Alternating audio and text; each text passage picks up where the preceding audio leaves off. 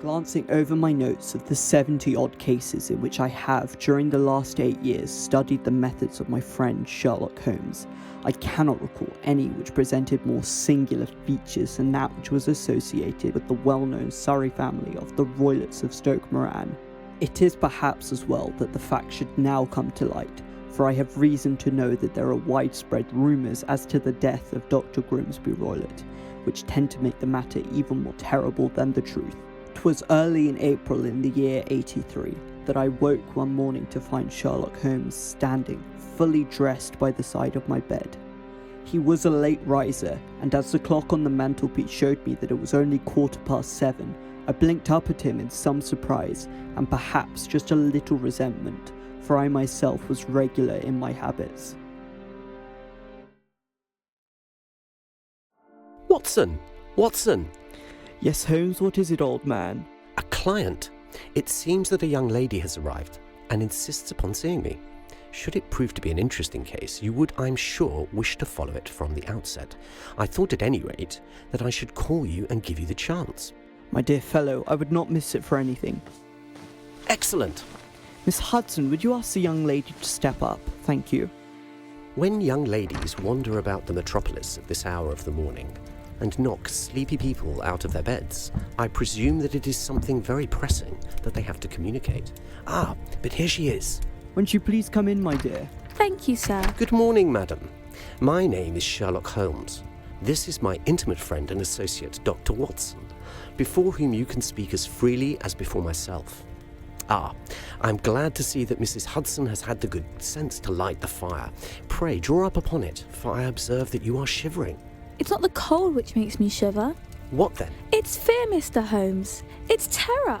You must not fear. We shall soon set matters right, I have no doubt. You have come by train this morning, I see. You know me then? No, but I observed the second half of a return ticket in the palm of your left glove. You must have started early, yet you had a good drive in a dog cart along heavy roads and on the side opposite from that of the driver before you reached the station. That is so. But how? The left arm of your jacket is spattered with mud in no less than 7 places. The marks are perfectly fresh. There is no vehicle save a dog cart which throws up mud in that way, and then only when you sit on the left-hand side of the driver. Whatever your reasons may be, you're perfectly correct. I started at home before 6, reached Leatherhead at 20 past, and came in by the first train to Waterloo. Sir, I can't stand the strain no longer. I have no one to turn to, no one save only one, who cares for me, and he, poor fellow, can only be of little aid. I have heard of you, Mr. Holmes. I have heard of you from Mrs. Farintosh, whom you helped in the hour of her sore need. Farintosh? Ah, yes, you surely recall the matter, Watson. It concerned an opal tiara. Oh, sir, do you not think you could help me too, and at least throw a little light through the dense darkness which surrounds me?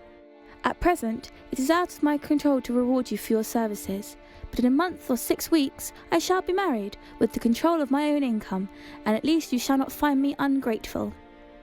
I can only say, madam, that I shall be happy to devote the same care to your case as I did to that of your friend. As to reward, my profession is its own reward, but you are at liberty to defray whatever expenses I may be put to, at the time which suits you best, and now I beg that you will lay before us everything that may help us in forming an opinion upon the matter. Very well.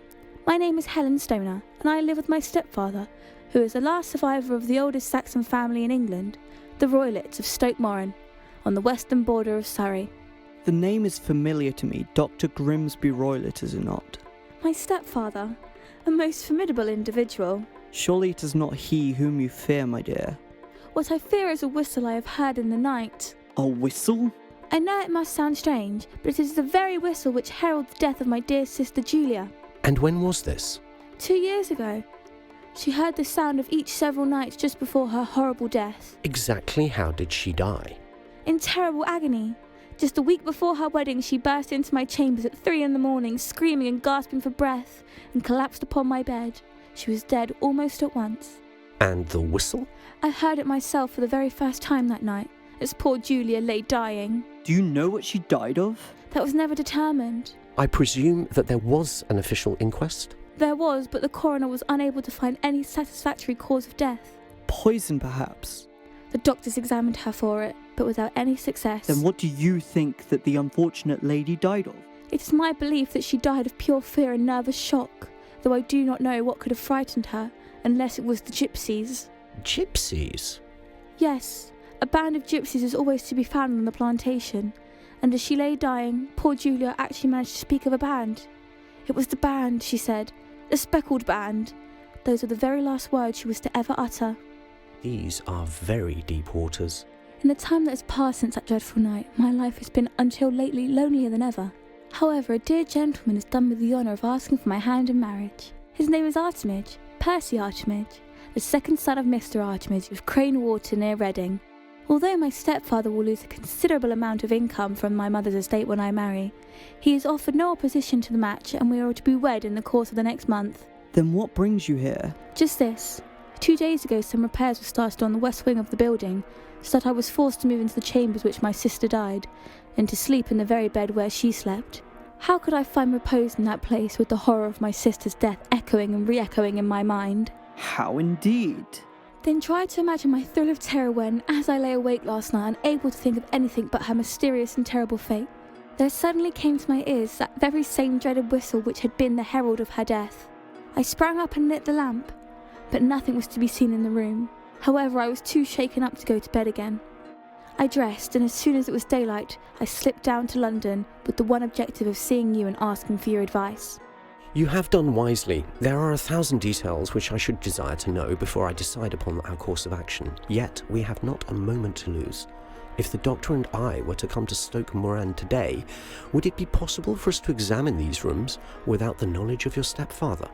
As it happens, he spoke of coming into town today upon the most important business. It is probable that he will be away all day. Excellent. Are you averse to such a trip, Watson? By no means. Then we shall both come. At what time do you propose to leave London? I have 1 or 2 things that I wish to do now that I am in town, but I shall return by the 12 o'clock train. We shall join you at the station. The trip to Surrey will afford an excellent opportunity for us to fill in many of those details which we now lack. Will you have breakfast with us, Miss Stoner? No, I must go. My heart is lightened already since I have confided my troubles to you. I shall look forward to seeing you again this afternoon. I shall see myself out. Good morning. Good morning.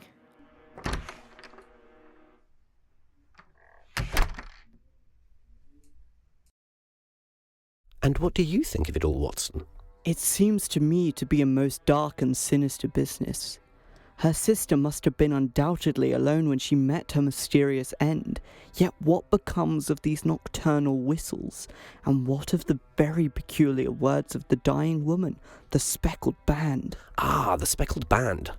Quite possibly a reference to the gypsies on intimate terms with this old doctor who clearly has an interest in preventing his stepdaughter's marriage. I believe there is good ground to hold that band near the heart of the mystery. I see many objections to any such theory. And so do I. It is precisely for that reason that we are going to Stoke Moran this day. I want to see whether the objections are fatal, or if they may be explained away. But what in the name of the devil? Which of you is Holmes? My name, sir? But you have the advantage of me. I am Dr. Grimsby Roylott of Stoke Moran. Indeed, Doctor. Pray take a seat. I will do nothing of the kind. My stepdaughter has been here, and I have traced her. What has she been telling you? It is a little cold for the time of year. What has she been telling you? What?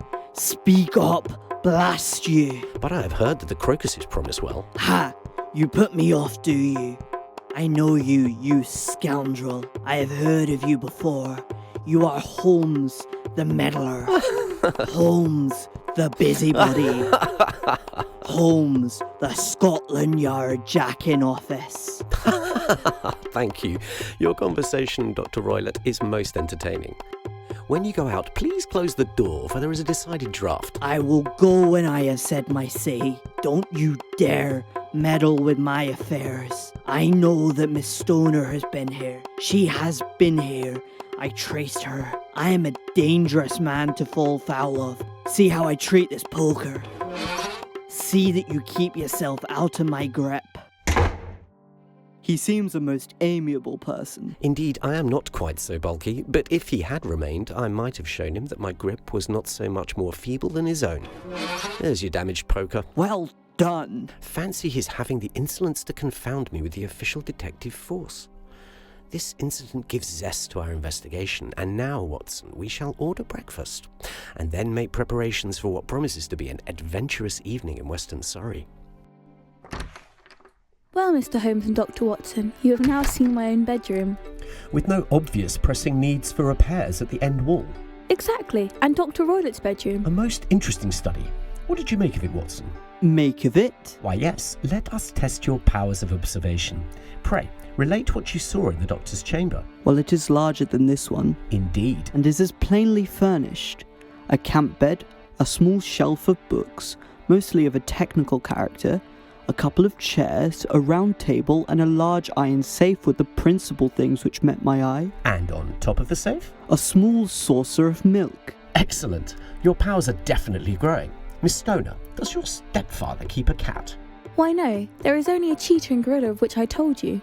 What is a cheetah but a large cat? Indeed, yet a saucer of milk does not go far in satisfying its wants, I dare say. And, Watson, did you observe the dog lash hung on one corner of the bed? No, I did not. We do not keep a dog either. It is not intended for a dog. It was curled upon itself and fashioned into a noose. What could that mean? Ah, what indeed? It is a wicked world, and when a clever man turns his brains to the crime, it is the worst of all. Now, let us turn our attention to this chamber. What do you make of that bell pull, Watson? Ordinary enough, I should say. Try pulling it. Why does it not ring? Of course not. It is not attached to anything. You can see that it simply hangs from a hook just below that ventilator. How very absurd. I never noticed that before. The ventilator itself obviously does not communicate with the outside, but with Dr. Roylott's chamber. What a fool a builder must be to open a ventilator into another room when, with the same trouble, he might have communicated with the outside air. You will note also, Doctor, that the bed is clamped to the floor. It cannot be moved. Why indeed is it? For what reason do you suppose? For what reason indeed? A ventilator is made, a cord is hung, and the bed beneath him is clamped to the floor. Holmes, I seem to see dimly what you are hinting at. We are only just in time to prevent some subtle, horrible event. Subtle enough and horrible enough. When a doctor does wrong, he is the first of criminals. These remarks are as unnerving as they are incomprehensible. What are you saying? Just this, Miss Stoner. It is very essential that you should absolutely follow my advice in every respect. I shall most certainly do so. You must confine yourself to the room on pretence of a headache when your stepfather comes back. Then, when you hear him retire for the night, you must open the shutters of this window, undo the hasp, put your lamp here as a signal to us, and then withdraw quietly with everything you are likely to want into the room which you used to occupy. I have no doubt that in spite of the repairs you could manage there for one night. Oh yes, easily. The rest you will leave in our hands. But what will you do? We shall spend the night in this room, and we shall determine the cause of this noise which has disturbed you. I believe, Mr. Holmes, that you have already made up your mind. Perhaps I have. Then for pity's sake, tell me, what was the cause of my sister's death? I should prefer to have clearer proofs before I speak. You can at least tell me whether my own thought is correct, that she died of some sudden fright. No, I think there was probably some more tangible cause. And now, Miss Stoner, we must leave you. If Dr. Roylott were to return and find us here, our journey would be in vain. Please be brave. If you will do what I've told you to do, you may rest assured that we shall soon drive away those dangers which threaten you.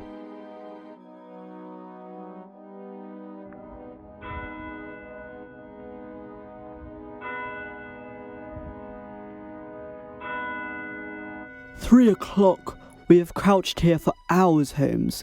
Surely you can confide what it is we are awaiting." Patience, old fellow. "If it weren't for the little bit of moonlight, we'd be in total darkness. I can just make you out as it is." That is how it must be. What was that? It is a nice household. That was the cheetah, but wait. Do you detect a foreign odour? Why, yes, like that of burning oil. And of hot metal. He's lit a dark lantern. Now listen carefully. It comes! The match! Watson, quick! Watson, the match! Righto, Holmes, but what is coming? You see it, Watson? You see it? Good Lord, the whistle! Just as Miss Stoner heard. Just when I expected it, and now... What can it mean? It means that it is all over, and perhaps that is for the best. Take your pistol, and we shall enter Dr. Roylott's room. But no, he's coming here. This way, Doctor. Behold, the Speckled band. A most peculiar head wrapping, but I must administer to the poor man. But wait, Holmes, the band just moved. Indeed it did. It is a swamp adder. Stand clear of it, my friend. It is the deadliest serpent in India, and there is nothing you could do to help the man. His breathing has stopped. I believe he has expired. The victim of his own diabolical scheming. He sent the serpent through the ventilator night after night, certain that sooner or later it would attack Miss Stoner, and his interest in her inheritance could never again be jeopardized by any wedding plans. The fiend! Indeed, each night he would summon the creature back through the ventilator by sounding the whistle you've heard, and then reward it with milk in the saucer you have seen, and then by means of the dog lash he would grasp it and return it to the seclusion of his safe, which, incidentally, we must do before Miss Stoner is informed of Dr. Roylott's misfortune. Why did the creature attack its master?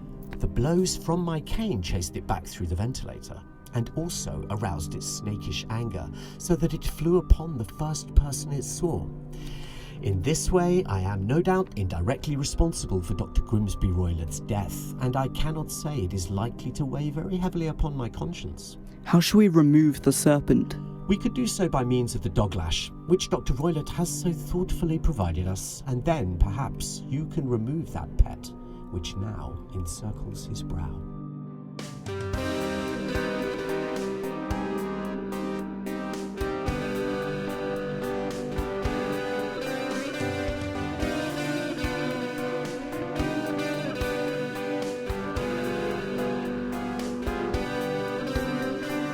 The Adventure of the Speckled Band by Sir Arthur Conan Doyle.